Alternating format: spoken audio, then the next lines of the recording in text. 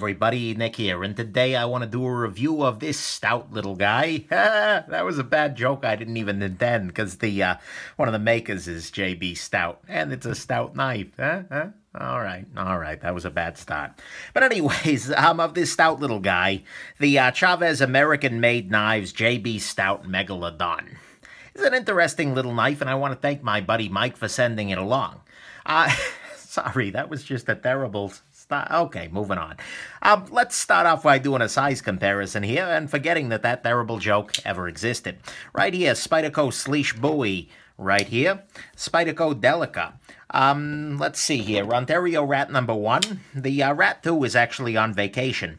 But you can see that in terms of blade length, the Rat 1 is actually doing a little bit bigger than this little guy. In terms of overall length, you're closer to your PM2 territory in terms of usable blade. Here, so that's a Spyderco Paramilitary PM2 there. And my personal favorite overly beefy knife, the Graham Mid-Tech Razor. So, there we go. This is a mid-tech knife, which just means it's a production knife made in relatively small batches. It's by Chaves American-made knives, and designed by JB Stout, like I said. And one thing to point out, this is not a factory edge, and I should clean that edge up before I film the rest of this. This is a mirrored edge that I put on after the fact. So, there you go. Let's go on ahead and jump into the good, the great, the bad, and the ugly of this stout little knife. Sorry. Okay, so a couple of things on the good side here. First off, the size on this guy is pretty nice. You're looking at a 3.25-inch blade here, but it's still pretty overbuilt. I mean, this knife is, well, beefy. I wouldn't really hesitate to use this guy in harder tasks, and it's very seldom that you find a good quality, overbuilt, smaller knife. So I like that very much. Another thing I like is the blade shape. You're looking at something here that's got a tanto blade, which is very useful. It can be used for scraping, things like that, as well as a little bit of belly in the blade overall. It's a great blade shape. I'll say that 100%. I like it very much. And so I like that a lot. And you've also got a Sharpening Trial here, and there's a lot of good going on there. I'm also a big fan of the blade steel. You're looking at S35VN, which is pretty excellent. That's nice.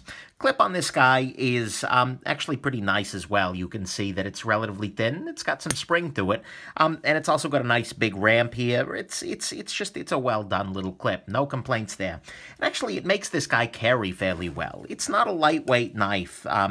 You're looking at 4.75 ounces for something that's relatively short like this. However, at the same time, in the pocket, it doesn't feel bulky. It doesn't feel out of control. I mean, thickness-wise, you're looking at maybe slightly thicker than the Graham Razor Mid-Tech over here. You know, a little bit thicker than your Spyderco PM2.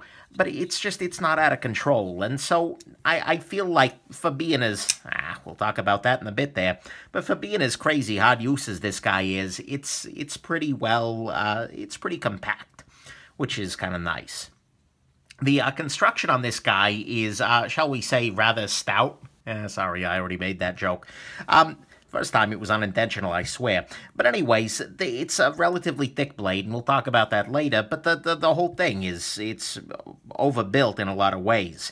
You're looking here at solid chunks of titanium, a nice thick lock bar, nice easy lockup that's about 50%. I mean, this knife is really built to take a bit of a beating, so I appreciate that at some level.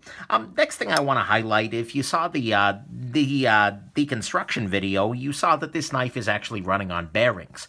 And it's actually fairly unusual still in the knife world to have a non-flipper knife that runs on bearings. Usually, if you're looking at thumb studs or you're looking at a opening hole or something like that, you're getting some variety of washer. But I kind of like that in this case. It's something I've liked and I've respected ever since the DAD Dauntless Mark IV did it and made it really compelling. It gives the action a very, I don't know, a crisp and quick sort of feel. The thumb studs on the Dauntless made that action just really impressive to me. So I like this guy very much. Once you can actually manage to open the damn thing, and that's non-trivial, it's got a very quick and satisfying sort of action. So that's nice. Then finally, I want to comment on the design of this guy, which I actually like in many ways a lot. In that the more you look at this design, you start to see things that are a little bit joyful here. You see overall lines that are matching here, but you can see like details of this isn't just a straight line here, but there's a little bit of a harpoon, a little bit of a kind of curve out in that direction. It's got this nice swedge on there, but the swedge actually intersects with these crud groove fuller guys over here. And so you get sort of a neat interaction between those three things. And I'm going to try and point the knife straight at the camera here, but you can see it leads to some pretty neat contouring up in this neck of the woods up here. You also see there's a bit of a compound grind here, and the overall feel in the hand is pretty good, actually. I mean, it's not ergonomically perfect by any stretch. There are hot spots, but, you know, overall, the design of this knife is weirdly attractive. I don't know why I like it in any sense whatsoever, but I kind of do. And so that's pretty neat. So that's what's good about this knife. It looks weird, but it also looks pretty nice. It's a non-flipper, which is on bearings, which are underrated, I think, very much. It's stoutly constructed. It's got a nice clip, it's got S35 VN steel, a nice blade shape, and a pretty nice size. But let's talk about what's great about this guy. What's great about this knife 100% is the build quality. This is a very nicely built knife, in that everything lines up very nicely, everything puts together very nicely. It's using very nice machine standoffs here. Hopefully you can see that, but they're kind of cylindrical, but they've got some details to them. They're not just a boring sort of standoff on there. The clip is well made. The screws are nice and big. I appreciate that very much. Particularly these guys, I just love the feeling of using a large torque screw, especially on a knife that's meant to be burly and overbuilt in that way. The stonewash is good. The overall construction just feels pretty excellent. The lockup on it is also pretty impressive. You're looking at something that's just past 50%, and it's just rock freaking solid. There's no lock, no blade play, no nothing. This is a very solidly made knife. And then also I got to highlight the logo here. I've kind of shown it a couple of times, but if you take a very close look at it, that's really nicely done. It's sharply etched or whatever they've done to get this logo on there. It looks pretty excellent. I may not be a fan of certain elements of that logo, but the fact that you can read American made, and you can even see the lines between the E and American made, the E there, that's kind of impressive. So I'm impressed with the overall construction. This was a knife that was really put together very well. And so that's what's great about this, is it is very nicely built. Let's talk about the bad. As usual, I got some nitpicks, I got some real issues. On the nitpick side, I was just talking about liking those big screws. Why didn't they use a bigger screw over here? The fact that they've got these relatively small pivot screws going on here, combined with these, just seems a little weird, a little bit off. Not a big deal, though. Next issue, which isn't a big issue, if we look inside the crud groove here, you can actually see what looks to be crud. There's some bit of wear in there, but it actually turns out that that's not gunk, that's not something you can clean out of there. This little residue-looking stuff is actually just a part of the stonewash process. Some part of the fabrication left that finish right in there, and they didn't smooth it out. They didn't stonewash it out. I can see that the media might not have gotten into there as they were doing the tumbling, but still, kind of ugly. And it always looks a little dirty to me. I've gone in there with a Q-tip like 50 times hoping, and it never quite worked out. So there you go. A couple of other things. There were some missing features on this guy. For instance, the lock bar here is just a solid chunk of titanium. There's no lock bar insert here. There's also no over-travel stop, which on a knife that you're trying to make really beefy seems a little weird. The clip kind of functions as an over-travel stop, but leverage-wise, if you really do push all the way over for whatever reason, that gets a little bit funky, and so I can see overextending this lock bar without a whole lot of difficulty. So there you go. Next thing I gotta highlight, I was just praising the being on bearings thing. But the thing is, if you're trying to make an overbuilt, really beefy knife, putting it on bearings is kind of an interesting choice. Because bearings are by necessity a little bit more fragile, a little more vulnerable to environmental issues, say grit and dust and things like that, than washers are. So this has kind of got a bit of a weird, I don't know, dual identity. At some level, the bearings thing is great on a, I don't know, more, not safe queen, but a knife that's not really going to be down and dirty, but the design on the whole is kind of down and dirty. So you end up with, that's a duality I'm not a huge fan of. Moving on to much more substantial issues here. The crud groove on this guy I really don't like. I don't tend to like fullers on knives because, well, if you use your knife to cut open a can of oil, you've got oil stuck in there. You then cut some cheese, you got cheese in your oil, or oil in your cheese. All depends on whether you're an optimist or a pessimist. But either way, I don't like these fullers on knives in general. The thing is, though, this is bad rather than ugly because this one's more okay than usual. It's relatively shallow, it's completely vented on both sides here, and so you can really wipe this out with a fair amount of ease, which is going on. And frankly, I think it does look nice, and the interaction up here is... So I'm not going to call that ugly, but I still don't love fullers, really, ever. So there you go. Next issue, and this is a big issue, is that the blade is just way too damn thick on this knife. I mean, take a look at that. It's absolutely silly. The Mike who lent it to me referred to the knife as a Trivial Pursuit wedge, which isn't going to make a lot of sense to people outside of the American context. But I mean, take a look at this guy. It's really thick. It's thicker than your Spyderco PM2.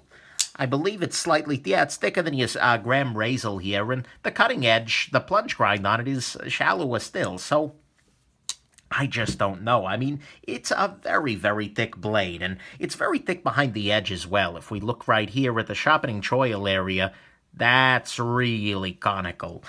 This is kind of along the lines of some of your other overbuilt knives. It's not quite as bad as your Medford Murata here, which happens to be on my table. Although, entertainingly enough, the Medford Murata, unlike the Praetorian, is actually thinner behind the edge than this guy is. So that's kind of saying something. If you're lacking in slicing ability relative to a Medford, that's no good there. So the blade is just way too thick, and because it's so thick behind the edge, it's not a great slicer. So that's the bad. It's thick behind the edge. The blade is just stupid thick. It's got a crud groove on there. It's overbuilt and beefy, but on bearings. It's missing some features like lock bar inserts and over travel stops. They've missed some finishing in here, and the pivot screw seems weirdly small. Let's talk about the ugly. So on the ugly side, there are three issues here that I think are really ugly. First off is this hole here.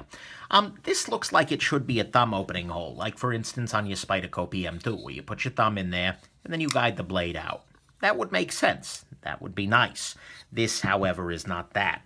This, I just cannot operate with my thumb, no matter, I mean, okay, I proved myself wrong here.